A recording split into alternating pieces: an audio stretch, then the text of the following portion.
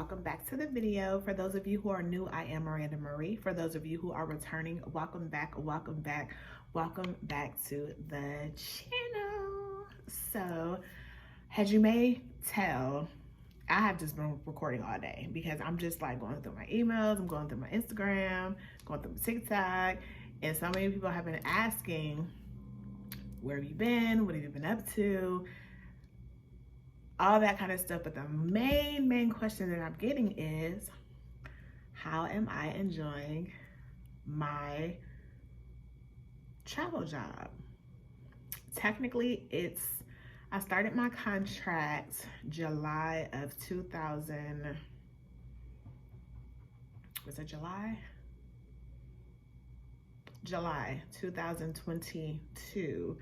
I converted over as a full-time employee January of this year. So technically I have been with the same company for over a year, but as a full-time employee, not quite a year yet, but coming up on it very fast because we are like, well, the end of October almost, so it's coming up. But to answer that question, I love it. Like, nothing has changed. I enjoy it. Of course, sometimes, you know, mentally and physically, it can be a lot because the type of job that we do is not your typical travel job where I'm getting like a 13-week assignment at a time. You know, if you've been watching my channel and you've been watching some of my other travel vlogs, you know that I actually have a government job. I work for the government, and we actually travel, and when we're not traveling, we're working home remotely. So technically, even if I'm out on the road, I'm still working remotely from home. So a lot of people ask, well, what do you do when you're working from home? A lot of the times when I'm working from home, prior to, we used to set up like telehealth appointment, like schedule telehealth appointments. But now, since we're not doing so many telehealth appointments because bans have been lifted, it's a lot more freer than it was in like 2020, 2021, early 2022. So it's not as restrictive as that goes. So we're not doing that anymore. So what I usually do when I'm at home is I either chart prep for any upcoming events that I have. And by chart prep, I mean going through however many days that I'm on an assignment and going through each claimant or each patient to see what they're being seen for, and then from there I'll take notes on everything that needs to be taken care of. So an example of that would be if a patient is coming in and they're complaining of respiratory issues, let's say low back pain, hypertension, and let's say migraines.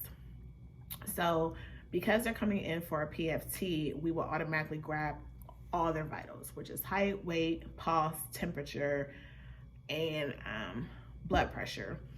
Now, because he's also complaining of hypertension, my company has the rule that anybody coming in for hypertension, you have to get 3 blood pressures. So by 3 blood pressures, you have to do left, right, left. So when they come in, I do their vitals and I explain to them, because you do have a history of hypertension, that's one of your claims, one of your diagnoses, I do have to grab 3 blood pressures instead of just the 1, and I'll do left, right, left, and it's exactly in that order. The only time that you wouldn't grab 3 is, of course, sometimes claimants may not have any upper limbs, sometimes they may have had surgery or they have a port in one arm. So what I usually do is I just grab 2 on whichever arm I'm able to, but I wait at least 5 to 7 minutes in between so I can get a good difference to see if there's any difference in the reading, like a huge gap in the reading. Also, because he is complaining of some joint issues like the back, we also would do a form which we call a range of motion form. So for people who may be in physical therapy or ortho, you may be familiar with a goniotomer. I think I'm pronouncing that right, but it's an instrument that's used, it's kind of like a ruler type instrument that's used to test your range of motion, like your arm, your wrist, your fingers, your neck, your back, your knee, things like that. So when I do my chart prep, that's what I'm doing. So I'm going to get my form ready for my PFT, which is of course a pulmonary function test because he's having respiratory issues. I'm going to have my vital sheet, which I can obtain all my vitals plus my 3 blood pressures because he has, or they have, a complaint of, or a diagnosis of hypertension. And then I'm also going to have my range of motion form because he has some back and some other joint issues. So I'm going to make sure I have all that ready. And what I like to do is I like to go patient by patient to prep my chart. And then I also put all my papers in order. So I'll have the cover sheet with the patient's name, date of birth, the date they're being seen, their medical ID number, and then COVID information. So even though it's not as big as it was, some of the numbers are still going back up. So we do still test and ask those questions: fever, sore throat, new loss of smell or taste, things like that. So we do still record that. So I'll have that sheet first. And usually I actually put all my vitals on that sheet so I don't have to use a whole lot of paper. So I'll have that sheet. I'll have my pulmonary function sheet, and I'll have my range of motion sheet. And then so on and so forth. If I'm not doing chart prep for myself, I may be doing DEC, and which DEC is, it's when we contact our claimants or our patients, and there's a specific, because I work for the government, there's a specific questionnaire that needs to be answered prior to them coming in. So we will call them and either do it over the phone, or if, let's say, they don't have the time to do it over the phone, we can opt and ask if they would like us to email it to them, and we'll send it over in an encrypted email. So all they have to do is click on the link. It'll open up with all their information, and they can just type in or print out the information, write it in, and bring it to us at the time of their appointment. Or if they opt to just fill in the PDF file and just send it back to us that way, then we can go ahead and obtain it, put it in the record. So when the provider is going through the charts, they have that information there. So basically what it is, even though we have all of their medical records, it's just a way that for certain diagnoses or certain claims, it's an easier way for the provider to know, okay, this started here, this is how it was when it started, these were the symptoms they were having, this is what caused it, this is how they have or haven't been treated, this is what they're still going through, this is what they're doing to kind of manage it, if they have flare-ups, if they have surgeries, things like that. So it's like an immediate, it's like a Cliff Notes, if you will. If you guys are familiar with Cliff Notes, like when you were in high school or college, instead of reading every single thing, it just gives you the exact pinpoint stuff that they need. And then if there's anything extra, then they can go to the medical records. I also do an inventory count. So each of our medical assistants, LPNs, and nurses, we have our own kits that we take on the road with us.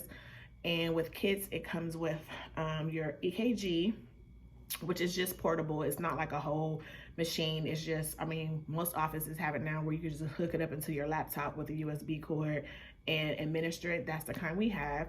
We have our PFT machine, which is also just a handheld machine, which is USB incorporated as well. We have a Doppler machine.